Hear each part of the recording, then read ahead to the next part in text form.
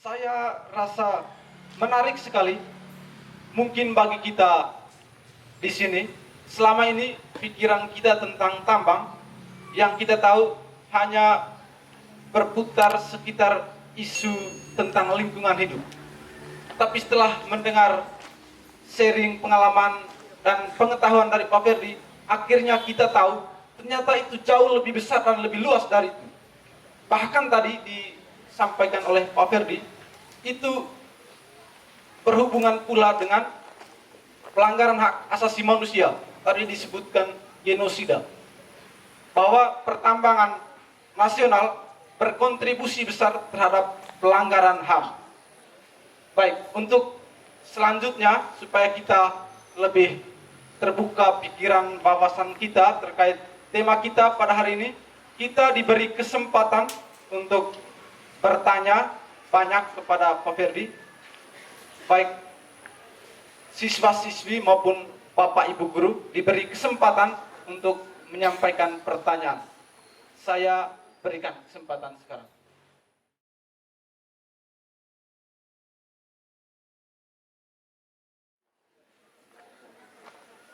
Selamat pagi untuk kita semua. Terima kasih atas waktu dan kesempatan yang diberikan kepada saya. Perkenalkan, saya Nadia. Saya mau bertanya, tadi berdasarkan hasil penelitian dari Alpha Research Database Indonesia mengatakan bahwa adanya mafia minyak yang mencapai hasil triliunan per tahun. Lalu yang saya tanyakan, bagaimana tindak lanjut dari adanya penemuan tersebut? Dan di manakah pemerintah di saat adanya penemuan tentang mafia minyak? Terima kasih.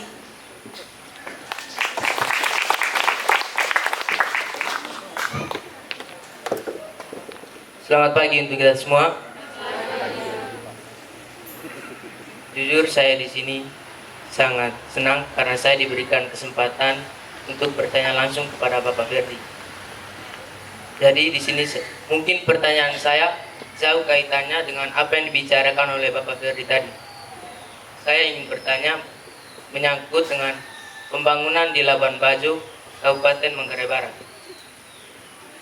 Di sini saya ingin bertanya, di sini Labuan Bajo adalah sebagai kota destinasi atau sebagai kota super premium, sehingga tidak salah pemerintah sangat mementingkan pembangunannya. Contohnya pembangunan geotermal yang disebutkan oleh Bapak Ferdi tadi. Tentu ini sangat membanggakan, serentak mencemaskan karena menyisakan berbagai masalah. Di antaranya yang pertama, masalah konflik tanah antara pemerintah dan investor, antara investor dengan masyarakat, antara masyarakat dengan pemerintah, dan antara masyarakat dengan investor. Dan masalah yang kedua berkaitan dengan alam. Tentu ketika pembangunan ini semakin meningkat, maka kerusakan alam juga akan semakin meningkat. Sekian pertanyaan saya. Baik, terima kasih atas kesempatan yang diberikan kepada saya. Perkenalkan, nama saya Franciscus Putra, biasa dipanggil Asis. Saya jurusan IPS. Kepada Romo yang terhormat, guru-guru yang terhormat, dan kepada Pak Ferdi yang saya banggakan pada hari ini. Di tempat ini saya ingin menyampaikan ada dua hal, pertanyaan dan penyampaian ucapan terima kasih.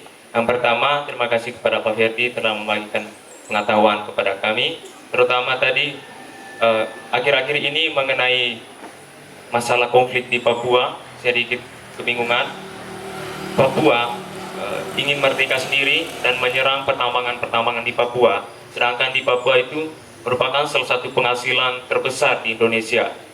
Kebingungan saya begini, seharusnya warga di Papua itu harus bangga mempunyai tanah, tempat tinggal, berpenghasilan sangat besar di tanah air. Ternyata di sebaliknya Papua mengalami minus pengetahuan, sudah disampaikan tadi, buta huruf dan kurang berpengetahuan, sehingga mereka berpikir bahwa jika alam mereka habis dipertampangkan, maka kehidupan mereka bertanggung, kehidupan yang bertanggung pada alam akan tidak bisa diperlanjutkan.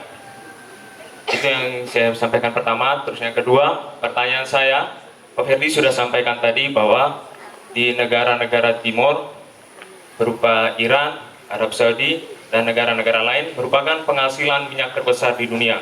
Dan sebaliknya juga Indonesia merupakan penghasilan batu bara kedua di dunia.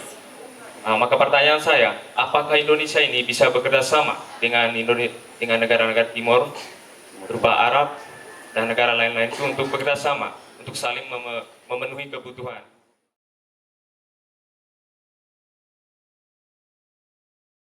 Pertamina itu adalah miliknya adalah perusahaan-perusahaan BUMN.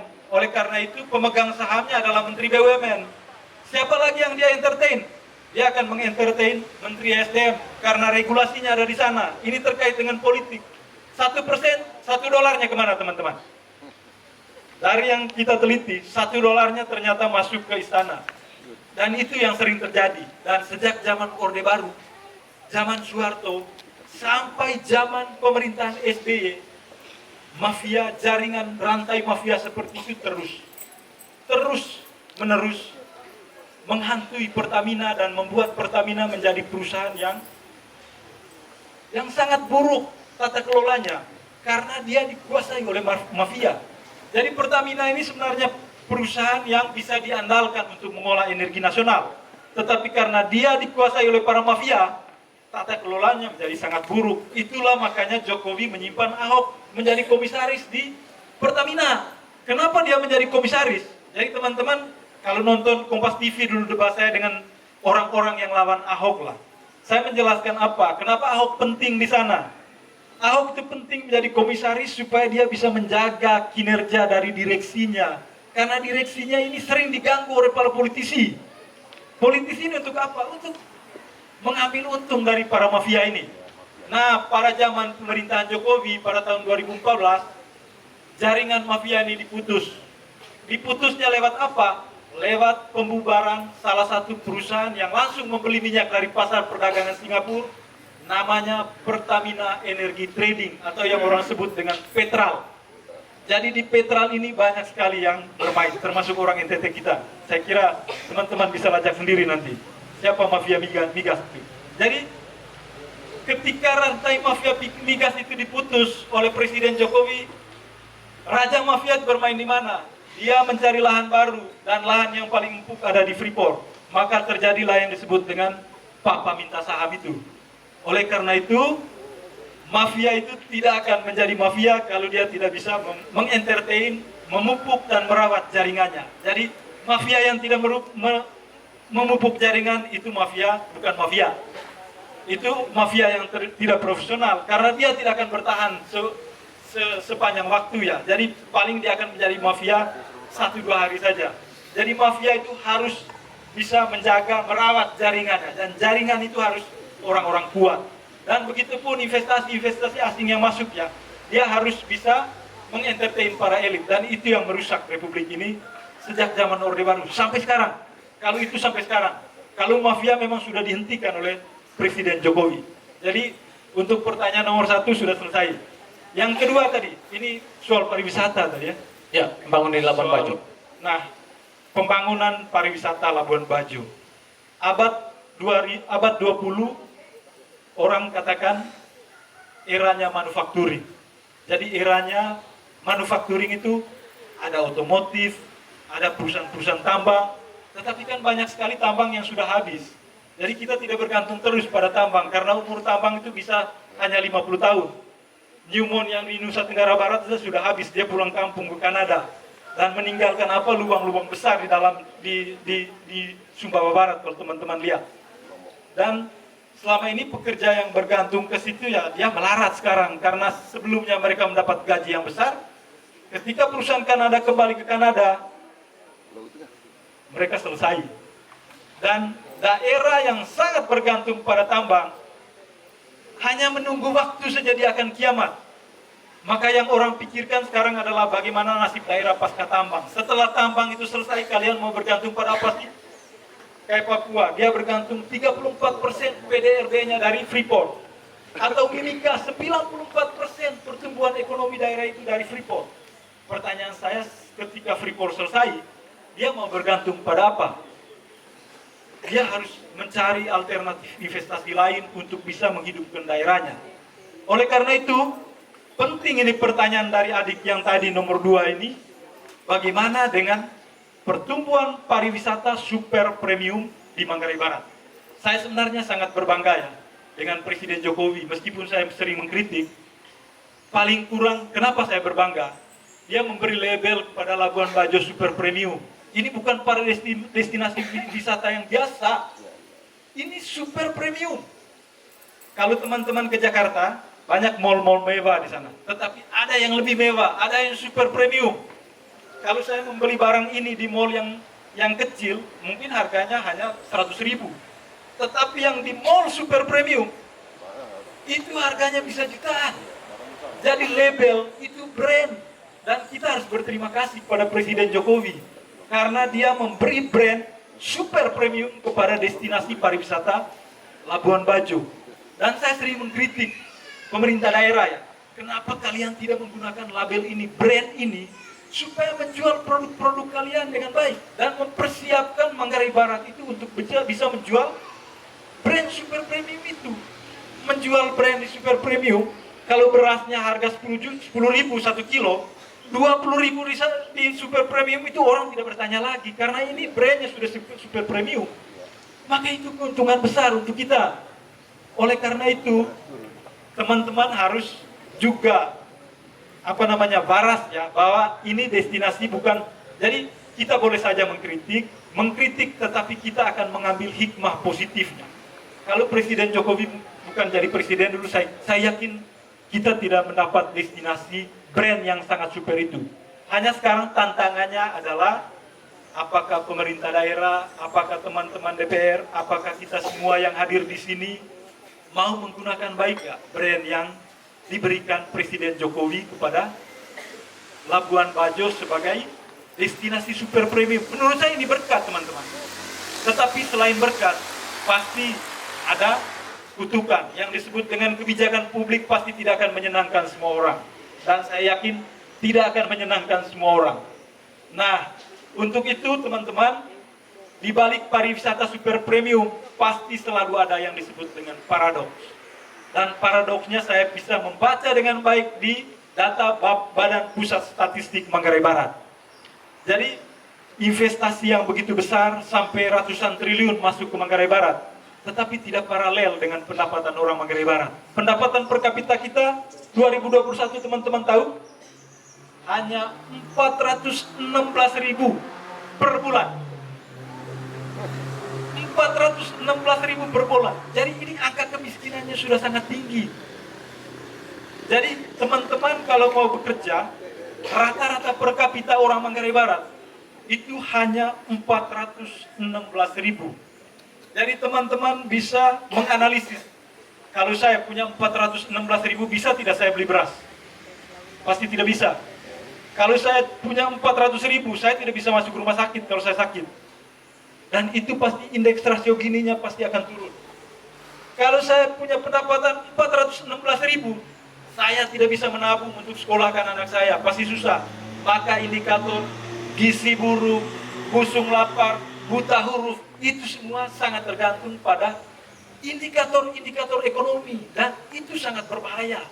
Oleh karena itu, saya berharap pemerintah daerah menggunakan baik brand yang ditawarkan oleh Jokowi itu untuk bisa menaikkan pendapatan kita masyarakat Manggarai Barat. Paling kurang dari 416 kita harus beranjak ke 800.000 ya.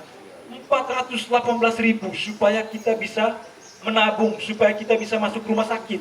Oleh karena itu, tugas berat sebenarnya dihadapi oleh pemerintah daerah Manggarai Barat. Dan bukan hanya tugas pemerintah, tugas DPR juga sangat penting. Bukan hanya DPR di Manggarai Barat, DPR provinsi, DPR pusat juga harus bersatu, harus kompak untuk bisa paling kurang mengangkatlah standar pendapatan kita di Manggarai Barat. Dan kalau kita masih seperti ini ya, kita akan tetap berada dalam sebuah paradoks. Jadi investasi yang begitu besar tetapi tidak dinikmati oleh masyarakat Manggarai Barat. Dan yang paling penting, wisata Manggarai Barat bukan hanya wisata darat, tetapi kita dikenal sebagai wisata bahari. Kalau wisata bahari itu berarti laut menjadi andalannya. Sementara di laut kita tidak punya kekuasaan. Jadi di laut itu kekuasaannya ada di tangan pemerintah pusat. Pak Bupati tidak punya kekuasaan untuk mengontrol laut di Manggarai Barat. Kalau ada pulau-pulau yang indah di sana bukan dikontrol oleh Bupati. Kalau ada Taman Nasional Komodo, itu bukan dikontrol oleh Bupati. Tetapi yang mengontrol adalah pemerintah pusat melalui tangan pemerintahan provinsi. Oleh karena itu, kekuatan politik di provinsi juga sangat penting bagi anak-anak Manggarai untuk memperjuangkan Manggarai Barat. Itu menurut saya sangat penting. Karena kalau kita tidak bertempur di provinsi, yang terjadi adalah Manggarai Barat akan terus menjadi penonton karena investasi terbesarnya ada di laut. Kalau ada di laut, maka sulit kita di Manggarai Barat untuk mendapat hasil yang memuaskan atau mendapat berkah dari super premium. Yang ada adalah super premium, dia akan kembali uangnya ke pusat, dia akan kembali uangnya ke luar negeri. Dan itu yang saya lihat di Manggarai Barat. Dan saya jujur, mungkin dari seluruh orang Manggarai yang belajar di Jakarta, saya harus jujur bahwa banyak sekali orang-orang kita yang tidak memahami dengan baik isu pariwisata super premium. Jadi teman-teman, ini penting agar kita harus sadarlah ke depan bahwa pariwisata kita ini di balik berkah ada paradoksnya, ada kutukannya. Jangan sampai kita menjadi penonton. Oleh karena itu, ya mumpung kita saling berbagi, saling share, jadi kalau kita protes, kita jangan menganggap bahwa kritikan itu sebagai musuh ya. Karena kita di Manggarai ini alergi dengan kritik. Jadi pemerintah yang alergi dengan kritik itu pemerintah yang otoriter. Jadi pemerintah yang demokratis dia harus mendengar masukan dari siapa yang mengkritiknya. Apalagi kalau yang mengkritik adalah otoritas SMA Familia, yang mengkritik adalah teman-teman SMA dari manapun yang kritis terhadap kebijakan publik. Nah di Manggarai Barat juga ada yang tanya tentang Waisano tadi ya. Jadi saya membaca begini dengan Waisano, ini kan proyek Bank Dunia. Pertanyaan saya, untuk ngapain sih Bank Dunia datang ke Manggarai Barat? Hanya untuk investasi 250 miliar. Pertanyaan besar loh, Bank Dunia dari Amerika Serikat sana, dia datang ke Waisano. Ini pertanyaan, kita harus punya curiosity, punya rasa ingin tahu. Kenapa Bank Dunia yang pusatnya di Amerika Serikat datang ke Manggarai Barat dan datang berinvestasi di Waisano pula? Kenapa Waisano yang menjadi target? Kenapa Waisano yang menjadi target? Jadi teman-teman, kalau nanti teman-teman sudah kuliah, teman-teman pasti belajar tentang globalisasi. Di dalam globalisasi teman-teman bisa mempelajari Bank Dunia itu kekuasaannya seperti apa. Bank Dunia seperti Bank Indonesia lah di Indonesia. Tugasnya adalah kebijakan moneter, jadi kebijakan perbankan di seluruh dunia. Jadi dia itu memberi kredit kepada investasi-investasi baru di mana daerah-daerah itu sedang tumbuh dan mekar. Dan itu yang terjadi dengan Manggarai Barat. Bank Dunia, Waisano itu menurut saya pintu gerbang, pintu tol untuk masuk ke pariwisata super premium. Karena kalau saya sebagai investor, saya masuk ke Manggarai Barat, saya lihat listriknya susah, air susah, saya tidak akan masuk. Jadi ekonomi yang berbiaya tinggi itu akan menyulitkan investasi masuk. Nah, selama ini, coba tanya bapak-bapak di PLN, sumber listrik kita dari mana? Generatornya sangat besar, dan itu sudah nggak dipakai sekarang. Lalu kita mau berharap batu bara. Batu bara itu kita harus datangkan dari Kalimantan ke sini. Jadi ini bukan mau mendukung ya, tapi saya ingin memberi pemahaman kepada teman-teman. Kalau kita angkut batu bara dari Kalimantan ke Labuan Bajo, biaya shipping pengapalannya sangat mahal. Rantai bisnisnya panjang. Apalagi dengan harga batu bara yang sekarang $500 per metrik ton, kita pasti tidak akan bisa beli. Dan kalau kita mengharapkan PLN membeli batu bara, maka yang terjadi adalah apa? Pasti harga listrik ke masyarakat pasti akan tinggi. Oleh karena itu kita tidak menghendaki itu. Maka kita harus mencari sumber-sumber kelistrikan yang alternatif. Nah, salah satunya adalah geotermal. Meskipun banyak orang yang tolak, menurut saya pendekatannya saja yang salah. Geotermal itu adalah investasi energi, tetapi dia kategorinya energi baru terbarukan. Kategori energi bersih. Kategori energi bersih ini memang harus dijelaskan secara rapi, bukan oleh pemerintah. Karena pemerintah tidak punya tugas untuk menjelaskan itu. Perusahaan yang melakukan pemboran itu dia harus menjelaskan ke masyarakat. Kalau saya membor di kedalaman 1 kilometer dari permukaan tanah, efek terhadap penghancuran lingkungan hidupnya seperti apa sih? Itu harus dijelaskan secara rinci publik. Lalu kalau saya mau menggeser masyarakat yang sudah bertahun-tahun berada di situ, saya kalau menggeser kampung saya tidak rela. Dan saya akan protes seumur hidup. Karena itu adalah kampung halaman saya, tempat saya mengadu nasib, tempat saya berladang. Kalau Pak Bupati sediakan saya ladang di kantor Bupati, saya mau untuk bergeser. Tetapi kan ini adalah pendekatannya, pendekatan ganti rugi. Menurut saya salah. Ini salah. Karena saya punya kampung kok, masa saya hanya mendapat 100 juta. Setelah 100 juta saya habisin dalam 1 bulan. Selesai urusan. Sementara ini adalah milik saya. Oleh karena itu pendekatannya harus berubah. Ini geothermal menurut saya sangat penting supaya kelistrikan kita di Manggarai Barat itu bisa bagus. Karena kalau listriknya hidup, saya yakin Manggarai Barat akan mekar. Karena ini investasi ini sangat bergantung pada 2 hal. Yang pertama listrik, selain jalan raya ya, karena semua teman-teman sudah tahu. Selain listrik apa lagi? Air. Manggarai Barat itu menurut saya sejak sekolah di Labuan Bajo mengalami krisis air yang sangat luar biasa dan belum ada satu rejim pun di sini yang bisa mengatasi krisis air. Dan ini harus dipecahkan. Salah satu hak-hak dasar dari masyarakat ini kan hak-hak untuk mendapat hak dasar itu. Jadi ibu-ibu rumah tangga yang terkena efek dari sini. Jadi hak dasar itu air itu. Oleh karena itu, kalau pemerintahnya gagal untuk mengolah sumber air, itu pemerintahan yang gagal. Jadi kita tidak punya banyak sumber air, hanya bagaimana cara mengolahnya. Oleh karena itu, penting bagi teman-teman juga, mungkin terkait dengan Vaisano juga kita harus berbagi ya. Jadi kita tidak hanya sekedar menolak, tetapi kita harus memberi masukan.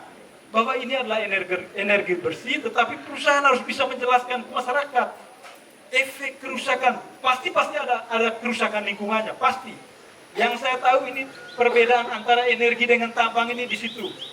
Kalau tambang dia hanya keruk, lalu kirim. Yang terjadi ada lubang-lubang di belakangnya. Kalau energi, untuk mendapat, ada istilahnya POD, Plan of Development. Nah di POD nanti, perusahaan akan mengajukan proposal ke pemerintah, bahwa kalau saya bor dalam kedalaman sekian, efek terhadap kerusakan lingkungannya segini. Nah, pemerintah akan menganalisis, Menteri SDM tentu ya, bukan pemerintah Manggarai Barat, karena dia tidak mengerti soal itu. Atau Pak Victor Leskolat, dia tidak mengerti soal itu. Yang diajukan adalah Menteri SDM, karena ada bidangnya di sana. Di Dirjen Energi Baru Terbarukan. Oh, di kedalaman sekian, efek kerusakan lingkungan dari pemboran ini akan membagi seperti ini. Nah, itu saya belum lihat dalam penjelasan-penjelasan dari perusahaan Geodipa yang masuk ke sana atau MSI. Oleh karena itu teman-teman, mungkin juga kita bisa belajar dari sini ya. Jangan sampai kita asal menolak atau juga pun asal menerima. Ini kan sudah ada ganti ruginya, kan sudah selesai urusannya, bukan? Ini urusan soal kampung halaman. Kalau kampung halaman saya diambil, saya akan berjuang mati-matian untuk memulihkan kampung halaman saya, karena itu tanah lahir saya. Oleh karena itu pendekatannya harus holistik menurut saya. Dan Vaisano ini adalah pintu masuk. Dan pertanyaannya kenapa Bank Dunia masuk ke situ? Karena kalau listrik di Labuan Bajo mengalir, saya yakin investasi-investasi besar pasti akan berkembang sangat pesat di Labuan Bajo. Hanya penting adalah persiapan dari pemerintah, persiapan dari birokrasi kita, persiapan dari teman-teman, murid-murid SMA Familia, bagaimana belajar supaya menyambut investasi pariwisata. Karena di abad 2021, abad 22, kita tidak bergantung lagi pada tambang, karena tambang sudah selesai. Kita bergantung pada sektor pariwisata, karena itu adalah sektor yang tidak ada matinya. Mau ribuan tahun pun boleh, tetapi tambang dia hanya ratusan tahun. Oleh karena itu, perhatian sebagai destinasi super premium menurut saya sesuatu yang sangat luar biasa lah untuk Manggarai Barat. Hanya bagaimana persiapan kita untuk menyambut itu. Saya kira pertanyaan nomor 2 sekian dulu ya. Jadi sengaja saya beri panjang lebar supaya bisa berbagi ke teman-teman, supaya teman-teman juga sadar dengan keberadaan kita sekarang itu seperti apa? Pertanyaan ketiga tadi, Ketiga tadi, Indonesia merupakan pengekspor batu bara. tentang Papua. Ya. Itu yang kedua tadi, Oh, ada kedua, dua. boleh. Yang sementara negara Timur Tengah adalah penghasil minyak terbesar. Apa mungkin bisa baku tukar antara keduanya? Lalu yang kedua, masyarakat Papua yang dengan segala kekayaan alamnya, tetapi mereka sangat tidak diperhatikan dari segi pendidikan dan lain sebagainya. Ya.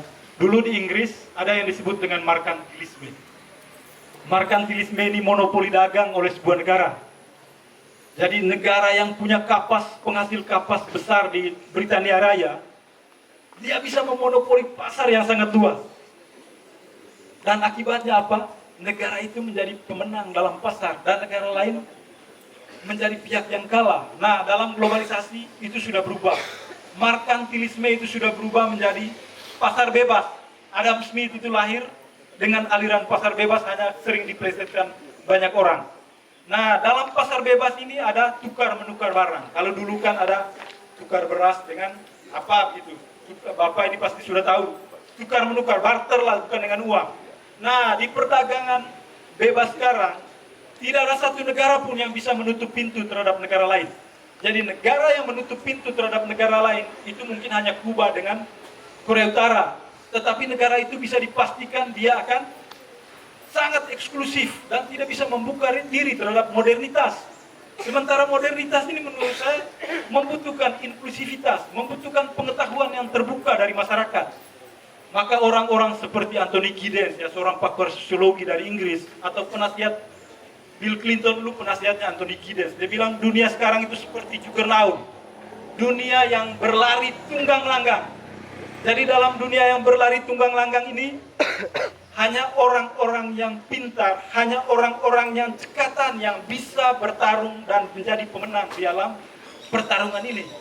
Karena kalau enggak, ya susah. Nah, Indonesia sebagai negara penghasil batu bara terbesar dunia, tentu dia harus mampu bekerja sama dengan negara-negara Timur Tengah. Jadi negara-negara Timur Tengah adalah negara-negara penghasil minyak terbesar dunia. Jadi siapa yang hobi nonton bola, kebetulan jangan hanya lihat ada PSG di sana, ada Manchester City di sana, ada. Lihat di dunia industri bola. Jadi Timur Tengah itu sudah menguasai dunia di industri sepak bola. Karena apa? Karena mereka adalah raja minyak dunia. Jadi mereka adalah negara-negara kaya. Jadi sekarang ada Newcastle dibeli oleh Qatar. Itu salah satu perusahaan Arab Saudi. Jadi nama perusahaan minyaknya adalah Arab Saudi Petroleum, dan itu sangat besar dan ribuan triliun asetnya, dan Indonesia sangat bergantung pada perusahaan-perusahaan itu. Dan sekarang sudah ada kerjasama dengan Pertamina dengan pemerintahan Indonesia. Begitu juga dengan Indonesia. Arab Saudi membutuhkan batu bara, terjadi pertukaran. Hanya memang sekarang politik global sudah berubah. Jadi negara-negara maju sekarang sudah mulai mengurangi batu bara dalam kelistrikan mereka karena unsur karbonnya sangat tinggi, merusak lingkungan hidup. Oleh karena itu, batu bara suatu saat dia akan hilang. Maka yang terjadi adalah konversi dari batu bara ke energi baru terbarukan seperti yang ada di Vesano tadi. Dan itu sekarang yang dilakukan oleh negara-negara maju dan negara-negara berkembang. Jadi kalau kita tidak memahami itu, ya kita akan terus berada di belakang. Karena kelistrikan itu sangat penting untuk menerangi dunia, ya. Karena modernitas, apa segala macam, internet, apa segala macam itu pasti harus membutuhkan itu infrastruktur dasarnya. Jadi industri sekarang kan sudah masuk 4.0 ya. 4.0 itu tulang punggung dasarnya adalah listrik. Tetapi kalau kita tidak punya listrik ya susah. Oleh karena itu tukar menukar, perjanjian bilateral antara dua negara itu sangat penting. Dan sekarang Indonesia sudah masuk di perjanjian seperti itu. Tadi tentang Papua. Nah, tentang Papua ini mungkin teman-teman agak berbeda dengan saya, karena saya itu memahami Papua itu dari ujung ke ujung dan sering ke Papua dan memahami bagaimana ratapan orang Papua. Bagi orang Papua, hidup bersama dengan Negara Kesatuan Republik Indonesia itu membuat mereka tidak menjadi orang merdeka. Hanya ada satu yang membuat mereka merdeka, yaitu mereka harus merdeka. Karena ketika berada di Negara Kesatuan Republik Indonesia, segala sesuatunya diambil oleh pemerintah pusat. Pendekatan pendidikan yang dilakukan di Papua juga adalah pendekatan Jakarta. Sementara budaya mereka tidak bisa menerima pendekatan pusat. Jadi anak dididik di Jakarta itu beda dengan anak yang ada di Papua yang lahir dari orang-orang miskin, hidup dengan alam. Dan berkali-kali pendidikan kita juga gagal untuk bisa memperbaiki pendidikan Papua karena kita mengeneralisir. Jadi pemerintah Jakarta ini mengeneralisir semua kebijakan dari kacamata orang Jakarta. Jadi bukan hanya Papua yang menjadi sasaran, NTT juga menjadi sasaran karena pendekatan generalistik. Dan itu berbahaya sekali dan berkali-kali banyak sekali yang mengkritik kebijakan dari pemerintah pusat. Dan itu hanya salah satu. Kalau kita bicara tentang sumber daya alam, Papua itu bukan menjadi orang miskin sebenarnya. Jadi seluruh provinsi Indonesia, provinsi termiskin terakhir itu Papua dengan Papua Barat. Angka kemiskinannya di atas 26%. Padahal di sana ada tambang Freeport, berkontribusi sangat besar untuk penerimaan negara. Freeport itu yang membuat Freeport McMoran di Amerika Serikat menjadi perusahaan 10 besar terbesar di dunia. Lalu ada di Pitanggu, di Teluk Bintuni, perusahaan dari Inggris, perusahaan gas terbesar di tanah air. Dan apa yang terjadi di Papua sekarang? Paradoks, angka kemiskinannya di atas 26%. Sangat paradoks. Jadi menurut saya teman-teman juga harus adil melihat Papua. Jangan melihat karena wah ada KKB di sana ada tembak menembak. Sebenarnya orang Papua tidak akan menembak masyarakat sipil. Tetapi kalau ada masyarakat sipil yang berjalan dengan tentara dan militer itu sangat berbahaya. Karena musuh orang Papua adalah militer. Musuh Papua adalah pemerintah Jakarta. Oleh karena itu sangat tidak adil kalau kita menilai Papua dari kacamata kita. Jadi harus mendengar dari kacamata orang Papua. Banyak sekali pendekatan-pendekatan dari pusat yang agak keliru melihat Papua. Model sekarang boleh saja mereka misalnya selesai urusannya dengan Freeport karena Freeport sudah dikendalikan oleh pemerintah Indonesia. Tetapi pemerintah pusat itu tidak pernah ke daerah Banti, Vaa, di daerah sekitar situ. Dan tugas terbesar dari bupati di sekitar Freeport itu adalah tugas mengatasi konflik karena setiap hari harus berperang. Dan kalau ada satu kepala yang hilang, itu dibayar 1 miliar oleh pemerintahnya. Dan itu tugas besar dari pemerintah daerah di sana. Dan menurut saya ini pendekatan-pendekatan dari pusat ini harus adil terhadap Papua. Jadi kalau teman-teman juga mau belajar satu saat, ya Papua menjadi laboratorium pengetahuan yang bagus untuk memperdalam pengetahuan kita. Saya kira Pak Moderator sekian. Baik, terima kasih.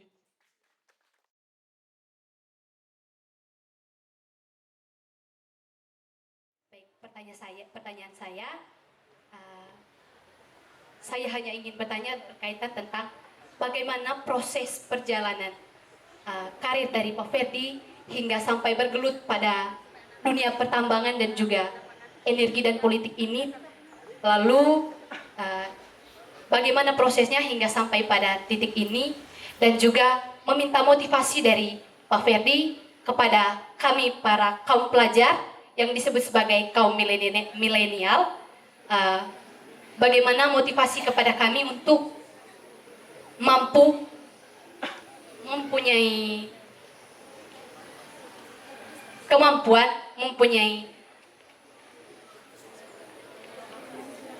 keberanian untuk tampil di berbagai media, entah itu di media pertelevisian ataupun yang kami lihat di YouTube.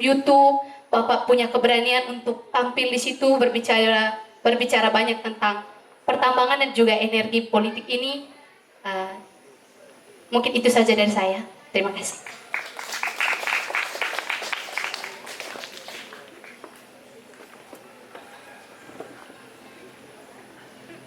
Baik, terima kasih Kakak Ferdi.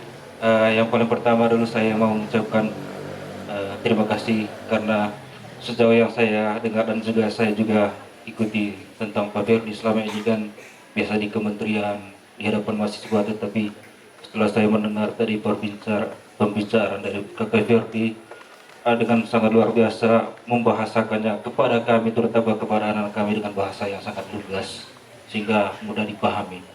Satu pertanyaan saya ke Ferdi tentang Pertamina. sejauh yang saya tahu, direktur Pertamina itu kan orang dalam ya, seperti Ilham Massa atau Nike Widiawati, orang dalam. Dan kalau memang sudah dikatakan sebagai orang dalam, setidaknya mereka ini profesional atau mereka mempunyai profesionalisme dalam bidang itu. Tetapi tuh kemudian seperti yang dijelaskan oleh Ferdi dari banyak kemulut yang terjadi di Pertamina ini. Satu hal yang saya refleksikan tentang leadership. Saya hanya mau bertanya atau meminta komentar dari Kakek Ferdi berkait leadership ini, terutama untuk Pertamina kita di Indonesia. Terima kasih.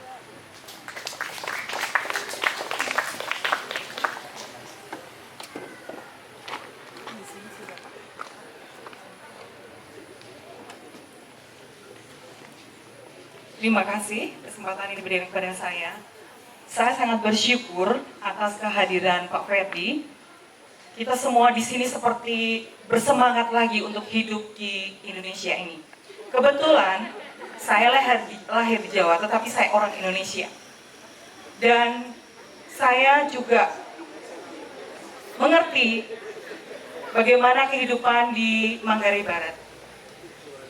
Tentu saja karena kita ini di Indonesia Timur, matahari terbit dari timur. Kemudian negara-negara timur itu yang mendominasi. Kapan kita Indonesia Timur itu terbit juga? Ya. Nah, oleh karena itu saya mau mengamati lagi bahwa saya lihat orang-orang kita, karena saya sudah di sini berarti saya menganggap saya orang Manggarai Barat. Saya tahu banyak kualitas-kualitas kita di sini. Tetapi satu hal, tidak dimanfaatkan dan tidak dihargai. Kedua lagi, banyak orang-orang kita yang sudah keluar tetapi tidak mau kembali ke sini. Itu saya sangat sedih melihat itu. Saya mengharap orang-orang kita yang di Jakarta sana melihat kita di sini, tidak hanya melihat, oh Papua yang begini, oh Indonesia yang di sana seperti ini, yang menderita. Tetapi kita juga harus bagaimana kita siap. Dunia akan menengok kita di Manggarai Barat, yang sebenarnya tambang itu banyak. Tetapi karena SDM kita yang tidak disiapkan, kita akan menjadi seperti Papua. Apa kita mau seperti itu? Sebelum Manggarai Barat ini seperti Papua, yang kita akan mengemis-emis di negeri sendiri, yang sebenarnya banyak emas kita punya. Tetapi kita tidak berdaya melihat orang begitu saja mengambil. Satu hal lagi, tanah-tanah di Labuan Bajo sudah dijual dan banyak orang Manggarai Barat yang menjual ke luar. Dan akhirnya orang dari luar itu yang menjadi tuannya. Apa kita akan menjadi seperti itu? Nah, kita yang di sini mungkin belum tahu jalan keluarnya. Tetapi saya menitip pada Bapak yang tentu saja punya potensi yang di Jakarta ataupun di daerah-daerah ataupun di luar negeri yang mungkin mempunyai komunitas untuk melihat Manggarai Barat, khususnya orang Manggarai Barat yang punya komunitas di Jakarta, dan melihat bagaimana Manggarai Barat nanti ketika Presiden Jokowi sudah mencanangkan yang seperti tadi, Supremium tadi, saya yakin orang akan melihat ke sini. Dan tentu saja SDM harus disiapkan. Oleh karena itu, saya titip kepada Bapak supaya kita punya orang-orang penting di Jakarta turun gunung ke Manggarai Barat, mensosialisasi. Kita sebenarnya harus jadi apa? Karena kami melihat di sini, yang kita lihat profesi kita di sini hanya melihat perawat, dokter, guru, petani, itu saja. Sehingga anak-anak ketika saya tanya di kelas, kamu jadi apa? Guru, saya jadi perawat. Padahal sudah banyak sekali. Nah, Saya mohon bapak-bapak di atas turun gunung sehingga anak-anak tahu, oh saya harus jadi apa, saya harus jadi apa. Mohon, memang Google juga berperan, tetapi saat ini kita punya ranah Google-nya hanya dipakai untuk main FFMM dan segala macam. Dan oleh karena itu saya minta juga anak-anak juga mulai melihat, mulai melirik Manggarai Barat. Bagaimana supaya kita SDM kita disiapkan dan tidak ada yang namanya ketidakpuasan dengan pemerintahan, ketidakpuasan antar ekonomi kita. Itu gara-gara SDM tidak ada, SDM kurang. Nah seperti Papua, SDM-nya kurang, mereka akhirnya memberontak. Karena mereka tidak tahu jalan, mereka malas karena budayanya malas. Nah kita apa mau memupuk budaya malas kita di sini. Jadi oleh karena itu, mohon saya menitipkan Manggarai Barat pada teman-teman di pusat sana supaya turun gunung sehingga kita juga terpacu untuk membangun daerah kita. Terima kasih.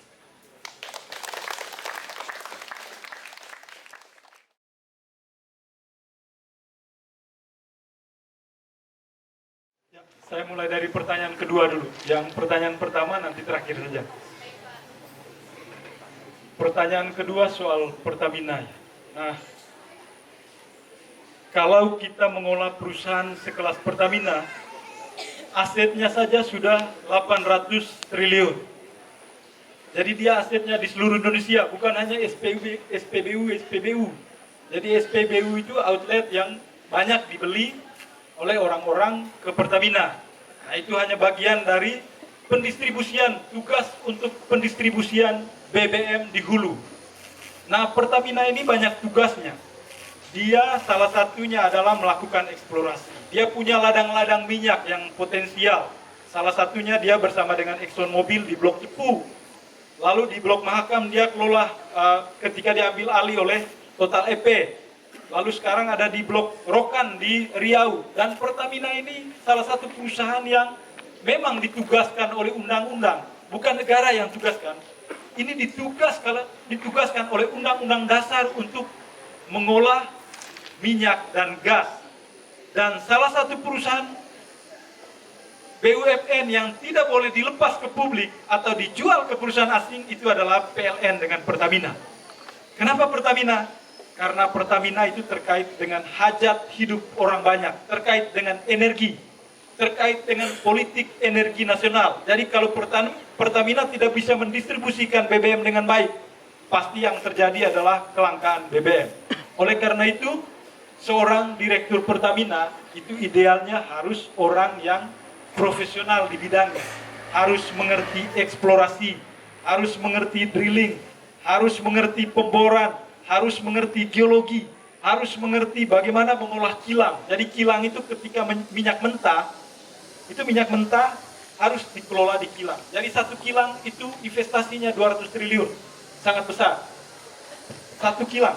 Kita sekarang punya Pertamina punya 4 kilang minyak. Dan minyak mentah yang dikelola oleh seluruh perusahaan minyak itu wajib dijual ke Pertamina. Jadi boleh saja perusahaan Amerika datang ke Indonesia. Boleh. Tetapi itu bukan minyak dia. Jadi minyaknya harus dijual ke Pertamina. Jadi bagi hasilnya 80%-nya harus dijual ke Pertamina, hanya 20% yang punya perusahaan asing. Jadi itu yang bisa membedakan minyak dengan tambang pada umumnya. Karena minyak ini terkait dengan kedaulatan energi, terkait dengan energi nasional.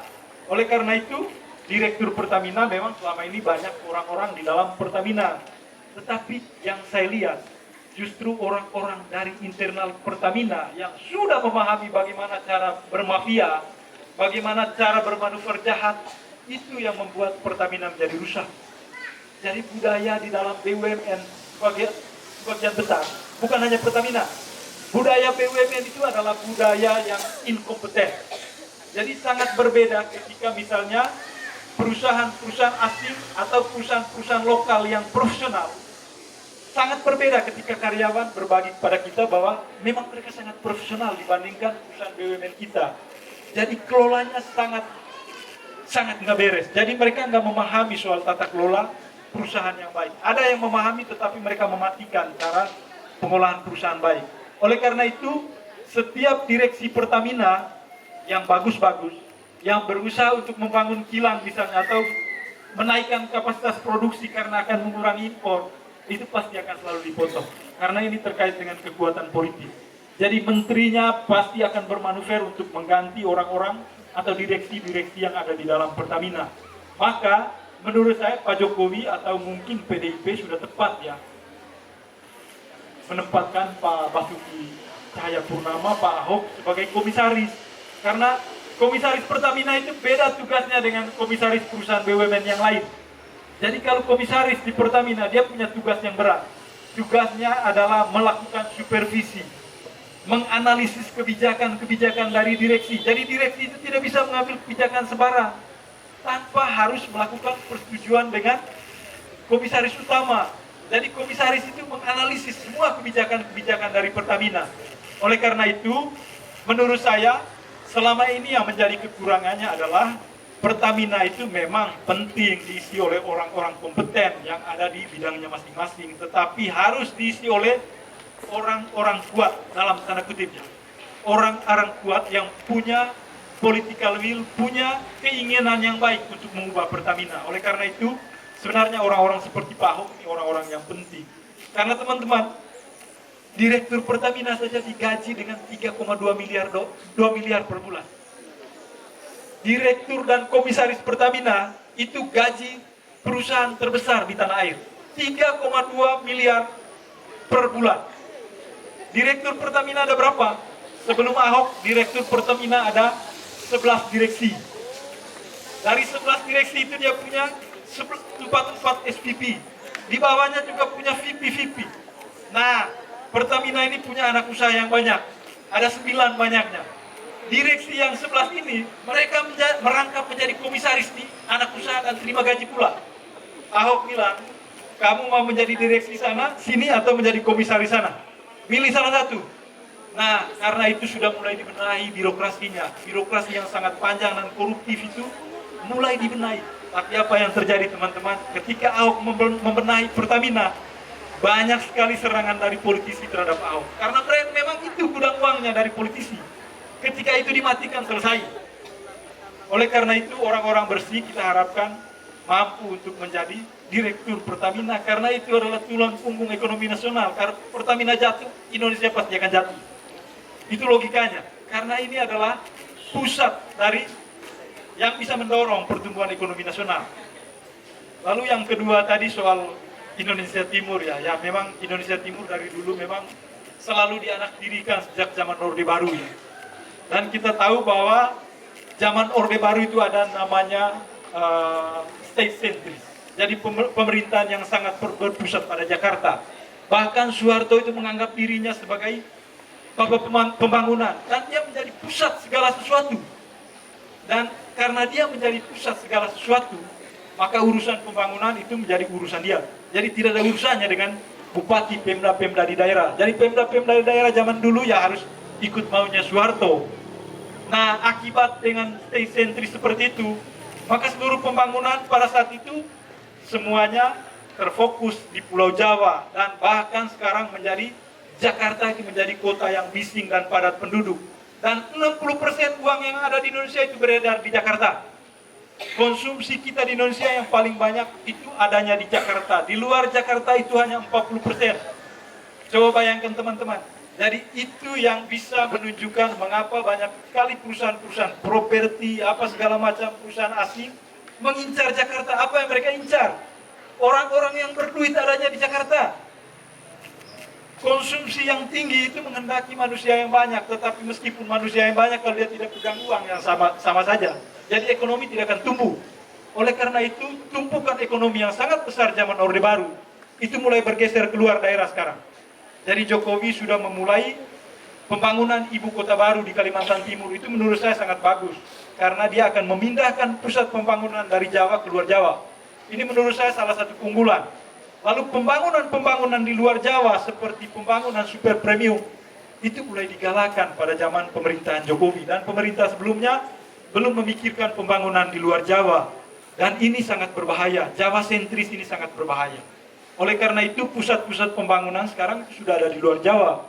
Nah, kebetulan sekarang di sektor tambang, Indonesia Barat sudah selesai tambangnya. Sekarang tambang sudah masuk Indonesia Timur. Jadi ada Sulawesi Tengah, Sulawesi Selatan, Sulawesi Tenggara, lalu Maluku, Papua, itu semua pusat-pusat industri baru itu ada di Indonesia Timur. Tetapi masalahnya adalah pembangunan sumber daya manusia di Indonesia Timur masih sangat keropos dan lemah. Jadi ini sebenarnya yang harus kita pahami. Kalau kita teman-teman melihat misalnya SMA Kolose Canisius ya di Jakarta, SMA 8 di Jakarta, atau SMA Fransiskus lah di Palembang, itu kita cemburu teman-teman. Jadi ini sekolah-sekolah elit yang menjadi andalan di tingkat nasional. Nah, pertanyaan saya adalah bagaimana kita bisa bersaing dengan sekolah-sekolah itu. Masuk 100 besar saja Indonesia Timur susah. Jadi dari segi sumber daya manusia memang harus dipersiapkan. Dan menurut saya ini tugas berat dari Menteri Pendidikan untuk mendefinisi ulang kurikulum pendidikan nasional. Jadi pendidikan nasional ini tentu saya sepakat sih dengan link and match-nya Menteri Pendidikan Nasional. Tetapi kan tugas pendidikan menurut Undang-Undang Dasar itu kan bukan untuk mencari kerja, tetapi untuk mencerdaskan kehidupan bangsa sesuai dengan amanat konstitusi. Dan menurut saya, ya Indonesia Timur harus definisikan ulang, terlebih dengan Papua. Dan sekarang sumber-sumber ekonomi baru ada di Indonesia Timur, salah satunya di Labuan Bajo. Dan persiapan kapasitas sumber daya manusia harus benar-benar didefinisikan baik. Karena tugas pendidikan itu bukan menjadi tugas bupati dan bukan menjadi tugas gubernur. Di dalam undang-undang tugas pendidikan itu menjadi amanat pemerintah pusat. Jadi di negara federal seperti Amerika Serikat, pendidikan itu tetap menjadi tanggung jawab pemerintah pusat. Oleh karena itu, saya sebenarnya tetap bersyukur sekali karena memang teman-teman sudah mulai berpikir kritis, apalagi teman-teman yang SMA ini harus sudah memulai bahwa yang menentukan nasib kita bersama itu bukan Romo Leri, bukan Pak Guru. Yang menentukan nasib kita bersama itu ada pada diri kita sendiri. Oleh karena itu, dorongan motivasi dari kami orang luar, dari Bapak Guru itu harus digunakan dengan baik. Karena memang sekarang kan dunianya sudah berbeda milenial ini. Jadi mungkin karena jet-jet sudah berkembang luar biasa, jadi dunianya sudah berputar. Jadi ilmu pengetahuan sekarang itu sudah didominasi oleh dunia digitalisasi. Maka ini penting juga untuk teman-teman bahwa pengetahuan di zaman sekarang itu pengetahuan yang mengandalkan Internet of Things. Jadi banyak sekali pusat-pusat data itu diambil untuk kepentingan industri digital. Oleh karena itu teman-teman media juga harus, teman-teman SMA, teman-teman yang lagi sekolah SMA, itu harus melek dengan arus informasi. Karena sekarang kan industri sudah berkembang pesat. Jadi lihat Gojek itu sekarang. Gojek itu gini.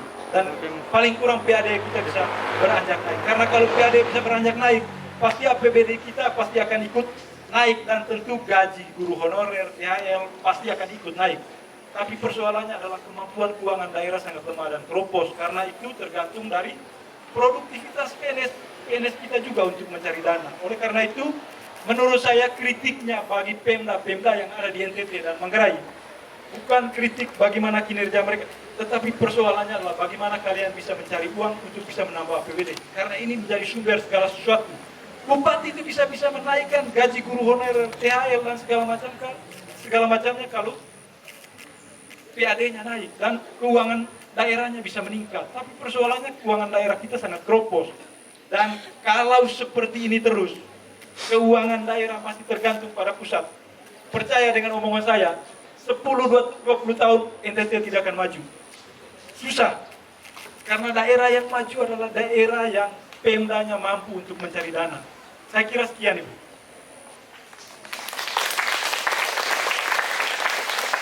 Yang ketiga tadi ini pertanyaan motivasi saja untuk teman-teman. Memang saya bukan dari orang-orang tambang dan saya juga menyesal karena saya dari seminari dan pernah masuk frater.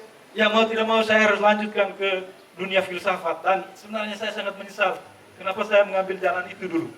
Tetapi bersyukur juga karena dengan lingkungan itu saya bisa belajar. Paling kurang belajar otodidak. Tetapi di penghujung waktu saya juga menyesal karena saya bukan menjadi orang kompeten di bidang itu. Saya mau bekerja di tambang, ijazah saya nggak punya. Saya mau bekerja di bidang hukum pertambangan, saya nggak punya ijazah hukum. Maka teman-teman, mulai sekarang harus tetapkan hati pikiran untuk mengambil jurusan yang bagus, karena itu adalah masa depan kalian. Dan kalau kalian sudah menetapkan sesuatu, kalian harus punya motivasi. Jadi kita orang NTT ini modalnya hanya berjuang sendiri. Jadi kalau berharap pada orang lain susah. Oleh karena itu jangan bertumpu pada orang lain dan jangan pernah mengharap apa orang tua saya orang kaya. Kalau kita terus mengharapkan itu, kalian tidak akan sukses. Karena motivasi kalian akan hilang. Jadi orang Manggarai lihat apa di rumah-rumah adat, orang lihat Ranggakaba. Itu simbol Ranggakaba, simbol apa? Mungkin Pak Guru bisa jelaskan. Simbol Ranggakaba, orang bilang orang Manggarai pekerja keras ya. Ya Pak Guru. Ranggakaba pekerja keras. Menurut saya Ranggakaba itu bekerbau itu binatang paling malas di Manggarai. Dan supaya dia jalan kalau di sawah itu harus tunggu dipukul terus-menerus baru dia jalan.